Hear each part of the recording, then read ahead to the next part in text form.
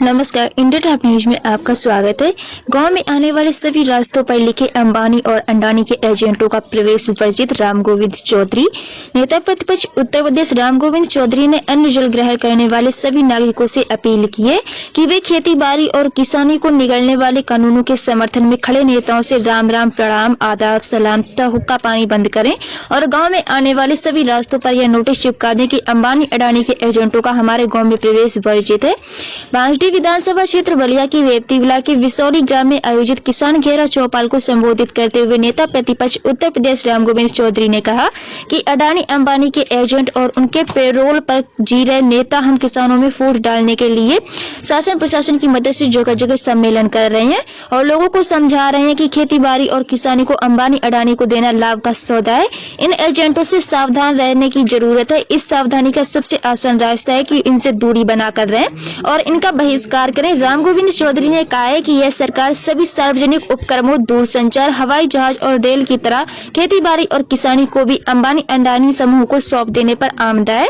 इसके लिए ये लोग रोज नया नया झूठ बोल रहे हैं। इसके मुकाबले के लिए जरूरी है कि हम खेती बाड़ी किसानी करने वाले सभी लोग समाजवादी पार्टी के साथ लामबंद रहें और इसे लेकर उसी ऐलान को सच माने जो समाजवादी पार्टी के राष्ट्रीय अध्यक्ष माननीय श्री अखिलेश यादव घोषित करें। आज हमारे पार्टी के राष्ट्रीय अध्यक्ष अखिलेश यादव 25 तारीख से गांव में चौपाल लगा ये जो 3 कृषि कानून केंद्र सरकार ने पास किया है, जो किसानों के हितों की बिल्कुल विरोध है, उसी को किसान लोगों को इस बात को समझाने के लिए चौपाल का कार्यक्रम रखा गया। इसी में 25 को बड़ा गांव था, 27 को अधीना है, 28 को है बांसडी बला का है, सैदपुर शिव जी के स्थान के हैं और बेरुआर बाड़ी बला का 29 को है बेरुआर बाड़ी। मंत्री जी, देश के आजाद हुए 73 साल बीते, सब लोग बढ़े, मजदूर बढ़ा, व्यवसायी बढ़े, नौकरी पेशे के लोग बढ़े, यहाँ तक कि राजनयिक लोग भी बढ़े, लेकिन कृषि 73 साल में घटते घटते आज उस कदर तक आ चुकी है कि अब किसान मौत को गले लगा रहे हैं। क्या इसमें एक दल ही दोषी है या सभी राजनीतिक पार्टियां? नहीं, जो राजनीतिक पार्टियां यहाँ पर जाओ कुछ न कुछ तो किया है। मैंने याद रखा अखिलेश यादव की सरकार थी और मुलायम सिंह की, तो किसानों के हितों की रक्षा के लिए बहुत काम किया। जैसे मैं गिनाया, जिससे किसी किसान की आकस्मिक मौत हो जाए, सांप काटने से हो जाए, बिजली आकाशीय बिजली की नदी में डूबने से हो जाए, कुएं में गिरने से मर जाए, वृक्ष काटने से मर जाए, वो आकाशीय बिजली गिरने से मर जाए, ओला ऊपर से गिरे उसे मिल जाए, तो उसके परिवार को दिलाने के लिए कुछ 5 लाख रुपये का व्यवस्था किया था। फसल की बीमा करा दिया था कि फसल नुकसान होगी तो उसका पूरा मुआवजा देंगे, उन्होंने दिया। फ्री सिंचाई कर दिया, ट्यूबवेल और सरकारी नहर से सरकारी, और किसानों को जो लाभ हो, उन्होंने कई ऐसी योजनाएं चलाई, जैसे डेयरी की योजना चलाई किसानों। लेकिन आपका कहना सही है कि जितना सुधार किसानों को होना चाहिए आज तक नहीं है, और भारतीय जनता पार्टी तो बिल्कुल किसानों को उठाना। 14 के चुनाव में आज के प्रधानमंत्री, उस समय गुजरात के मुख्यमंत्री ने कहा था कि हमारी सरकार अगर बना दोगे तो संपूर्ण कर्जा माफ कर दें या 2 साल में ही दोगुनी आय कर दें। न कर्जा माफ हुआ न दोगुना आय। तुम्हारे परिवार के लोगों को 2 करोड़ की हर साल नौकरी देगी। उत्तर प्रदेश की सरकार ने कहा था कि अगर हमारी सरकार बना दोगे तो 30 दिन के अंदर, 14 दिन के अंदर हम गन्ना किसानों का संपूर्ण भुगतान कर देंगे। 3 साल से गन्ना किसानों का पैसा बाका है, आज तक। इन्होंने भी कहा था कि संपूर्ण कर्जा माफ करेंगे 17 में। किसी का 200 हुआ, किसी का कहीं किसी 80% आदमी का नहीं हुआ, का 85 का नहीं हुआ, जिसका हुआ किसी का 200, किसी को 300। ये केवल भारतीय जनता पार्टी की, चाहे केंद्र की सरकार हो चाहे प्रदेश की सरकार हो, किसानों को ठगने का ही काम किया। अब तो जो 3 कानून लेकर के आए हैं किसानों के संबंध में, इसे तो किसान अपने खेत में ही मजदूर हो जाएगा, इसकी खेती भी चलेगी। मतलब कि जिस तरह से ईस्ट इंडिया कंपनी के समय में नील की खेती के संबंध में पश्चिमी चंपारण को आजाद कराया गया, आज वही स्थिति आ गई है कि आप पूरे भारतवर्ष को के किसानों को आजाद कराने की। केवल चंपारण के किसानों को आजाद नहीं कराया, चंपारण के किसानों के माध्यम से पूरे देश के किसानों को उस समय भी आज़ादी की लड़ाई लड़के आजाद कराई। जब शुरुआत हुआ किसानों की लड़ाई चंपारण से, जो आप कह रहे हैं, मैं भी अपने भाषण में उसका मैंने जिक्र किया था कि नील की खेती जबरिया कराई जाती थी किसानों को। और वही इसमें भी है कि जो पूंजीपति चाहेगा, जो चीज चाहेगा, उसी को आपको बोना पड़ेगा, और जितना दाम देगा उतना ही आपको बेचना पड़ेगा। तो ठीक आपने सवाल किया कि जो अंग्रेजों के जमाने में कानून थे किसानों के, उससे बुरे ये 3 कानून आ गए किसानों के लिए, जो अभी आए हैं केंद्र की तरफ से। मंत्री जी, आज प्रधान इसकी लड़ाई किसानों ने शुरू किया है। ये लड़ाई तब तक जारी रहेगी, ये तो किसान के जीवन मरण का सवाल है। किसान का अपनी खेती बेचने का कगार पे आ गया, इसका लड़ाई।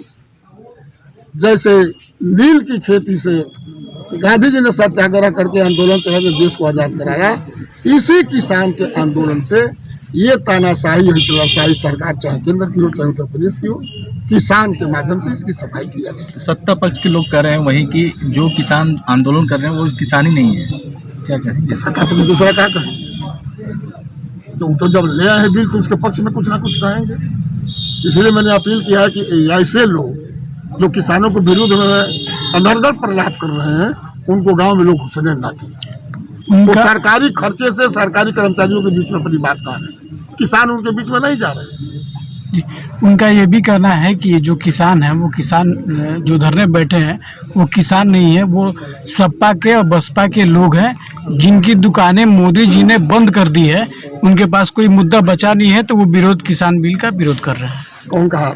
ये वर्तमान सरकार के लोग हैं। कौन है बताइए तो? उपेंद्र तिवारी, सुरेंद्र सिंह। सवाल ये नहीं है, समाजवादी आप देख रहे हैं इस मुद्दे को हर चैनल पर चल रहा है। फर्जी किसान, बनावटी किसान, ये कहीं ना कहीं राजनेता है।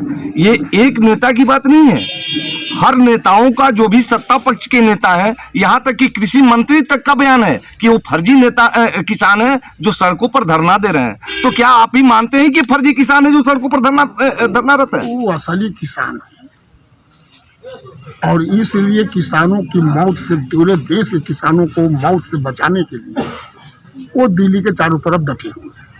सरकार उनको दिल्ली में प्रवेश क्यों नहीं करने दे रही है? उसने वोट दिया है, सरकार बनाया है, उसकी बात सुनने में क्या आपको कठिनाई है? क्यों चारों तरफ घेरे हुए हैं? और समाजवादी पार्टी कृषि और किसान पर आधारित पार्टी ही है। इस देश के सबसे बड़े नेता चौधरी चरण सिंह थे किसानों, उसके वारिस मुलायम सिंह यादव हुए, मुलायम सिंह के वारिस हुए अखिलेश यादव। हम तो किसानों की पार्टी है ही है।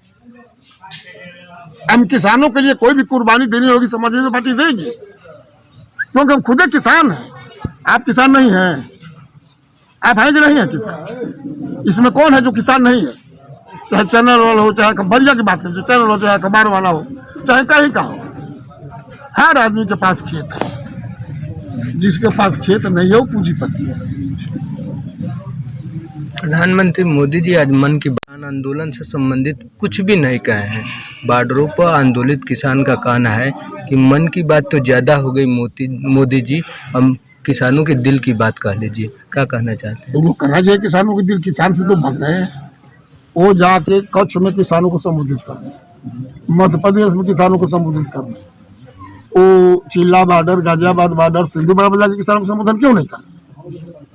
पूरा देश का किसान तो उन्हीं चारों तरफ है दिल्ली के, वहां क्यों नहीं संबोधन करना? तो समझिए कि दाल में काला है। हमारे देश की सरकार, भारतीय जनता पार्टी की प्रदेशों की सरकार और देश की सरकार अबानी, अंडानी और तमाम कॉरपोरेट घरानों के गुलाम बन चुकी है, और वो जो कहेंगे वही इनको करना। आज आंदोलन आप जानते हैं ना कि 2 साल, 1.5 साल, 2 साल पहले से हरियाणा में, पंजाब में, पश्चिमी उत्तर प्रदेश में, राजस्थान में बिहार में कटनी हो, बेगूसराय में अडानी अंबानी के बड़े बड़े गोदाम बन चुके हैं। उसके बाद ये कानून आई, उन्हीं के द्वारा कारपोरेट घरानों के द्वारा बनाया हुआ कानून ही भारतीय जनता पार्टी ने लेकर संसद में पेश किया। अब दूसरा चीज, 3 कानून में सबसे जटिल कानून कौन सी है? तीनों जटिल है, तीनों किसान के लिए जटिल है और मजदूर के लिए जटिल है, तीनों। ओवैसी जी विधानसभा चुनाव लड़ने की घोषणा किसान कर की दी, बात करिए, वो वाला हो गया मंत्री जी। वो हो गया। अब दूसरा अब चुनाव की बात चौपाल की बात थी, हाँ। इसमें चुनाव की बात नहीं है। तो आज अब अकेले कभी हमसे मिलिए। हाँ हाँ, आज बॉर्डरों पर किसान आज थाली और हर ताली मुद्दे बजाए हम मन की बात को आज किसानों का आह्वान ये था कि जैसे आपने कहा कि मोदी जी ने किसानों की बात नहीं की, मन की बात नहीं, केवल अपनी बात कही। तो किसान पहले से जानते थे, आंदोलनकारी किसान, इसलिए पहले से आह्वान किए हुए थे कि जब वो मन की बात करें उस समय हर किसान थाली और ताली बजावे, उनकी बात को न। सब्सक्राइब करें इंडिया टॉप न्यूज चैनल और बेल आइकन दबाना ना भूलें। इंडिया टॉप न्यूज अपने क्षेत्र की खबरें सबसे पहले पाएं।